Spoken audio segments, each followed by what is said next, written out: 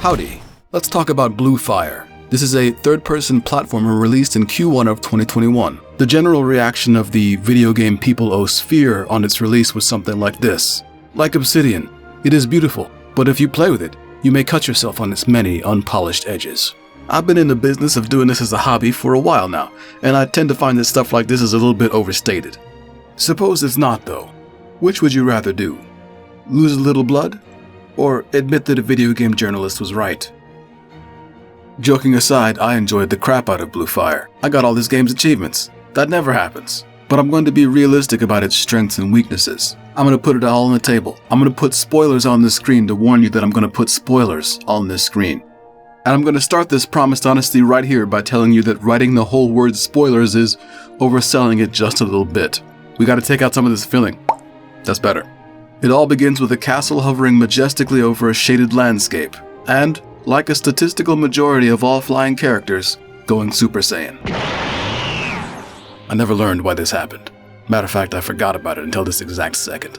Moving on, somewhere inside the structure, our hero awakens to a landscape slowly being consumed by shadow.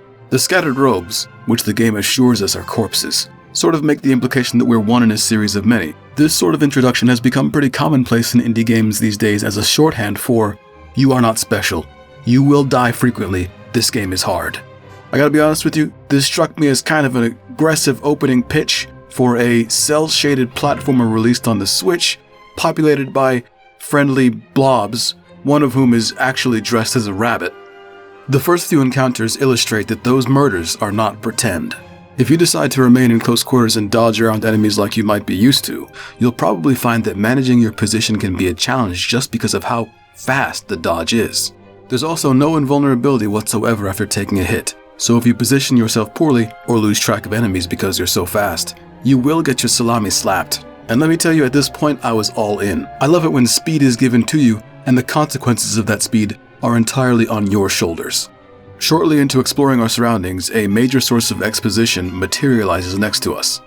Young Chosen One, he opines. Since time immemorial, I have protected these here jumping challenges.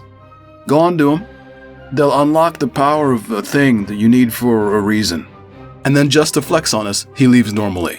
I would say platforming makes up a sizable majority of the game's content split, since there are 16 of these optional challenges. Even though I've seen the game compared strangely to all manner of things, I would say this is the heart of where you like or dislike it. This is also why I picked it up. I like fast, I like jump. There's an alternate universe somewhere, where instead of trying to find something different to talk about every month, I spend the entire time playing nothing but Marios, Mario mods, and even the old Marios that people don't like Sunshine. In that universe, I'm significantly happier. I live on a beach, I drink from a coconut. People describe me as friendly. We don't live in that universe, so now it's time for me to tell you how these challenges represent a stumbling block. Or more accurately, how an overall choice represents a stumbling block. You can probably tell at a glance, especially from this very first challenge, that the level of horizontal mobility in this game is nuts. As soon as I saw this dash, without even double jump, I thought to myself, good luck keeping me out of any kind of secret stuff anywhere. I think this is why most environments end up feeling real thick and fat, and consequently, sort of empty. Another way the horizontal movement can be a double-edged sword is the fact that as these get more difficult, they require more accurate dashing. Wait, I'm getting ahead of myself. I forgot to mention why accuracy matters. See, you are the brakes. Doing these early challenges taught me that when you let go of dash, you come to a dead stop. Let me be clear here that I like this. It made me realize I had more power in combat than I had thought. Before, I had been 2.5 feet of rocket fuel with knives pointed into an early grave. Now, I was 2.5 feet of rocket fuel with knives and brakes so powerful they could snap my own neck. Stopping on a dime might look a little wonky, or lack some acrobatic grace. But if I had my way, I would always sacrifice visual grace in favor of more control. I would also remove banana flavoring from this earth. In summary, I was totally good with this. But asking people to rely on depth perception in a 3D platforming game is a tricky proposition. Because as long as monitors are flat and human brains are not hardwired, depth perception doesn't really exist. It might be a tired cliche, but tricky proposition is literally correct. Giving the player the impression that they can accurately judge distances rendered on a flat surface is a sophisticated theater of lies and semi-partial truths. It could honestly be its own college course, I think. And where Bluefire falls down is the inconsistency of these lies. Some of them are present. The most familiar one to you might be the magic pixel. Nothing up my sleeves, watch as I am able to jump despite not actually being on the platform anymore. These are the kind of lies I mean, the lies that we allow ourselves to believe, because we as people are not pixel perfect, and also because they preserve the fun. But as you go, I guarantee you there will be a situation where a cue is not present. What? Did you notice this surface will never throw a shadow? What a strange deduction. I need those sometimes. That's why I say giving me the brakes in a forward stop test is questionable. Put it to you this way. Would you ask somebody going balls to the wall to look at their balls? I think you see the problem here. Even if we can't agree on that point, I think we can come together on this reasonable compromise. There should at least be an option to turn down the motion blur during the dash so I can see where to stop. You may have noticed that I have said emphatically nothing about the story. That's correct, I'm being true in my retelling of events, and thus far, nothing major has happened. And even if it did, I wasn't paying attention, so it doesn't count. But luckily for you, we have now arrived, after 2 or 3 hours depending on how many jumps you do, at the first town in the game. Here a man offers to aid us with cosmetic dyes for our character, don't mind if I do, and a folk tale for the road. 5 gods made the world, and then the shadow came, and possessed the queen. Cheerio. Wow, I said. I wasn't paying close attention to be honest with you, but that seemed very generic. In short order, the suffering of this world, called penumbra, was made apparent to me. Everywhere you look, a story keeps threatening to break out, but never does. It's a setting which you could say is established, but if you don't include some qualifiers, someone is going to get disappointed. The world is in a hopeless state of decline. That seems like the kind of thing someone would want to address, with some gallows humor to cope with it. Or use cynicism to deal with the loss, instead of blithely following the script and acting like nothing is going on. Shadows never found the castle because of magic. But we'll never know if that legend is true or not. Hey bruh, there's strawberry preserve everywhere you look. This is not a maybe thing anymore. If I were going to try to guess what Bluefire's major failing would be for the typical person, this would be it. This probably sticks out for 2 reasons. First of all, look how the game introduces itself.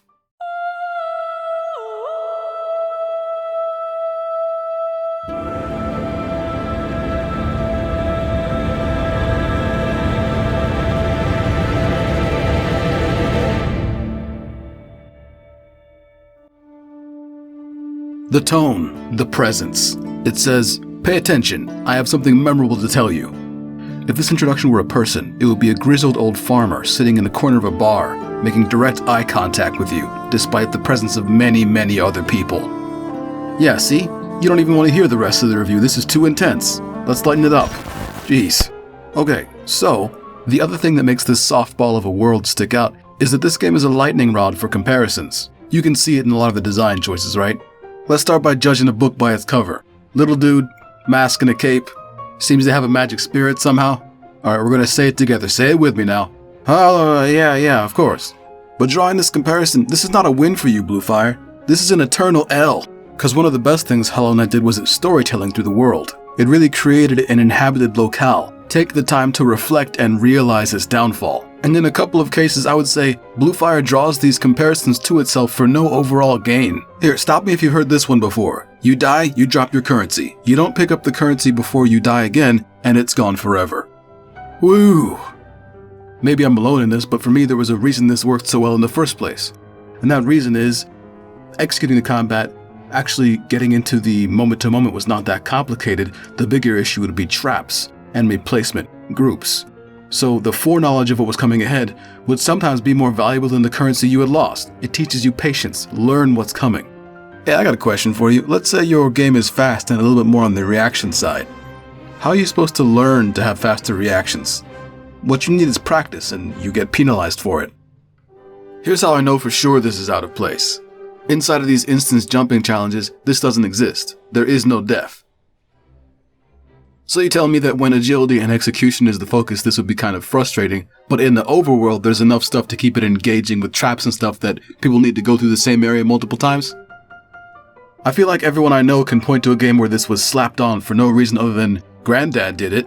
Don't get me wrong, there are some reasons that are okay. No, it's a theme, it's part of the story, the whole thing. Hollow Knight.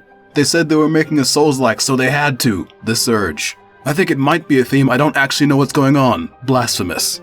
Here's one that makes no sense. Darksiders 3. The main character is an unstoppable planet-punching weapon of mass destruction from the beginning of time. Why would you have a death system that suggests a character like this is dying on a regular basis? It make no sense. Sweden, explain.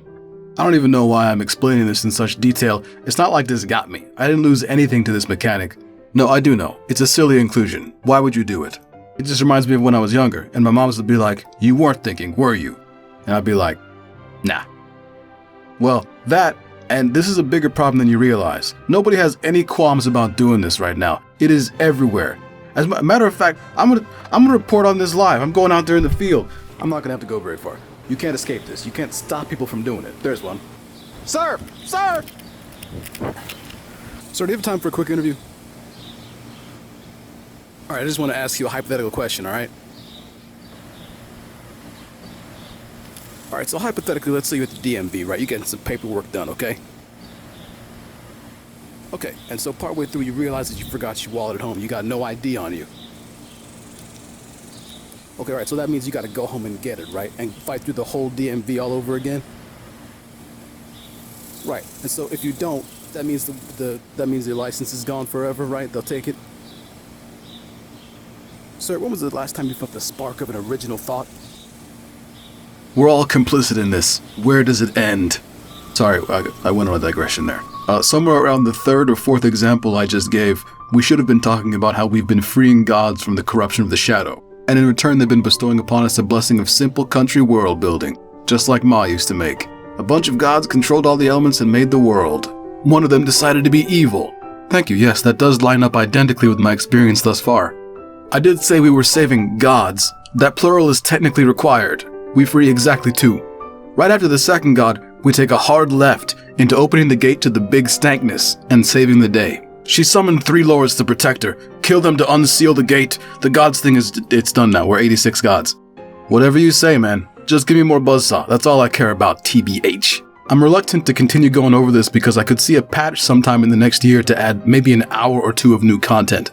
I come to this conclusion because Blue Fire might be a little bland in the beginning, but the real missing flavor, the real lack of substance for me is in the end.